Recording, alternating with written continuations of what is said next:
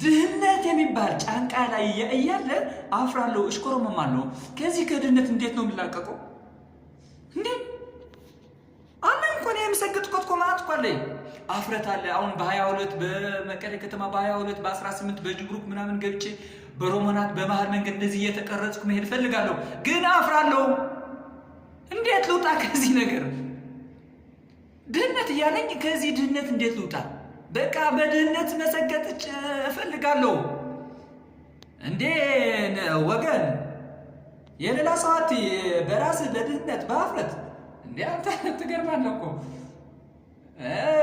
የቤትስ ውስጥ ችግር ሳጣይ እኮ በውጭ እኮ ምናምን ዘና ምናምን እያልክ መሄድ የምትፈልግ ነህ እኮ። ከዚህ መውጣት እንዴት ይቻላል? ሰግጥ ብለህ የምትቀየር ይመስላል? አይመስለኝም። ወጥረህ ሰግጥ ታያለህ ደግሞ።